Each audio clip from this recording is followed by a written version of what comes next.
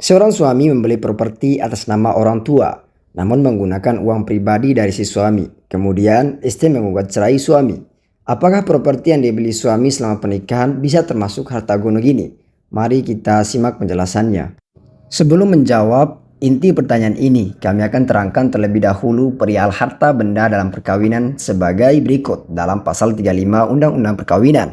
Yang pertama, harta benda yang diperoleh selama perkawinan menjadi harta bersama. Yang kedua, harta bawaan dari masing-masing suami dan istri dan harta benda yang diperoleh masing-masing sebagai hadiah atau warisan adalah di bawah penguasaan masing-masing sepanjang para pihak tidak menentukan lain. Adapun mengenai harta bersama, suami atau istri dapat bertindak atas persetujuan kedua belah pihak. Sedangkan mengenai harta bawaan masing-masing, suami dan istri mempunyai hak sepenuhnya untuk melakukan perbuatan hukum mengenai harta bendanya.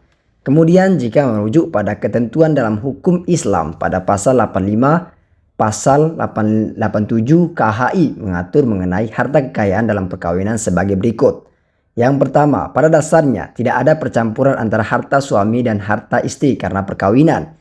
Yang kedua, harta istri tetap menjadi hak istri dan dikuasai penuh olehnya. Demikian juga harta suami tetap menjadi hak suami dan dikuasai penuh oleh karena itu, berdasarkan Undang-Undang Perkawinan dan KHI dikenal harta bawaan dan harta bersama dalam perkawinan. Harta bawaan adalah harta benda yang diperoleh masing-masing suami dan istri sebelum perkawinan, serta harta benda yang diperoleh masing-masing sebagai hadiah atau warisan.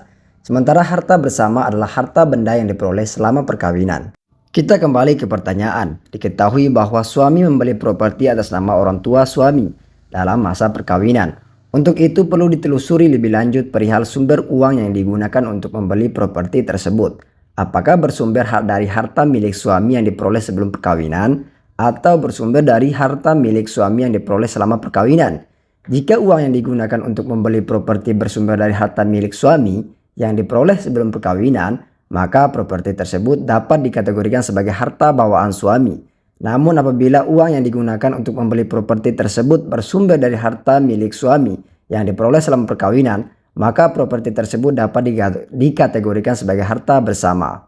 Sebab sepanjang ikatan perkawinan berlangsung, suami atau istri tidak dibenarkan untuk melakukan perbuatan hukum mengalihkan hak kepemilikannya ke dalam bentuk apapun tanpa persetujuan bersama. Bila dilanggar, perbuatan terhadap harta bersama itu tidaklah sah.